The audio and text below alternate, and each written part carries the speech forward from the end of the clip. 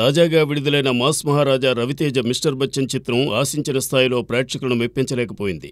రవితేజ మాత్రం జయాపజయాలతో నిమిత్తం లేకుండా వరుసగా సినిమాలు చేసుకుంటూ వెళుతున్నాడు.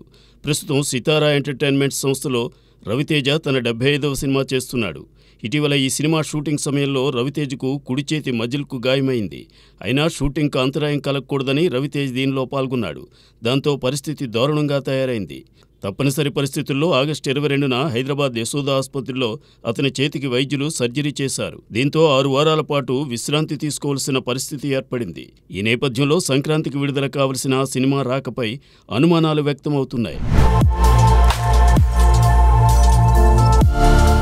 మెగా ప్రిన్స్ వరుణ్ తేజ్ తన మోస్ట్ ఎక్స్పెన్సివ్ మూవీ మట్కాతో పాన్ ఇండియాలో అడుగుపెడుతున్నారు.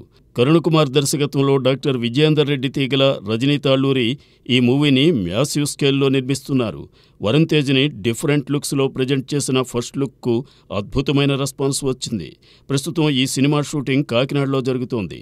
ఈ షెడ్యూల్లో ప్రధాన తారాగణంపై టాకీకి సంబంధించిన కీలక సన్నివేశాలతో పాటు కొన్ని యాక్షన్ ఎపిసోడ్స్ను తీయబోతున్నారు. పీరియాడికల్ బ్యాక్డ్రాప్లో సాగే ఈ సినిమాలో వరుణ్ తేజ్ డిఫరెంట్ మేకోవర్లో కనిపించబోతున్నాడు. ఇందులో మీనాక్షి చౌదరి, నోరా ఫతేహి హీరోయిన్లుగా నటిస్తున్నారు. విష్ణు మంచు డ్రీమ్ ప్రాజెక్ట్ కన్నప్ప చిత్రం ఈ ఏడాది డిసెంబర్లో రాబోతున్న విషయం తెలిసిందే. ఈ సందర్భంగా ప్రతి సోమవారం కన్నప్ప నుండి ఒక అప్డేట్ను ఇస్తున్నారు. ఈ సోమవారం దానికి సంబంధించిన సంథింగ్ స్పెషల్ అప్డేట్ రాబోతోంది. మంచు ఫ్యామిలీ నుండి 3వ తరం నటుడిగా మాస్టర్ అవ్రామ్ కన్నప్పతో అరంగేట్రం చేయబోతున్నాడు. అతనికి సంబంధించిన ఫస్ట్ లుక్ను కృష్ణాష్టమి కానుకగా విడుదల చేయబోతున్నారు. విశేషమేమంటే మంచువారి 3 తరాలు ఇందులో కనిపించబోతున్నాయి. మోహన్ బాబు, విష్ణు మంచు, అవ్రామ్ మంచు కలయికతో ఈ చిత్రం స్పెషల్ కానుంది. లక్ష్మణమూర్తి రతన, భ్రమరాంబిక తూటిక, కిషోరి ధాత్రక్, ఆకిళ్ల రాఘవేంద్ర తదితరులు ప్రధాన పాత్రలు పోషించిన సినిమా సీతారాం చిత్రాలు. పి పార్థసారథి, డి నాగేందర్ రెడ్డి, కృష్ణచంద్ర విజయభట్టు ఈ చిత్రాన్ని నిర్మించారు. డి నాగశశిధర్ రెడ్డి డైరెక్ట్ చేశారు. రుద్రకిరణ్ ఎంఎస్ సంగీతాన్ని సమకూర్చిన ఈ సినిమా ట్రైలర్ను దర్శకులు మారుతి ఆవిష్కరించారు.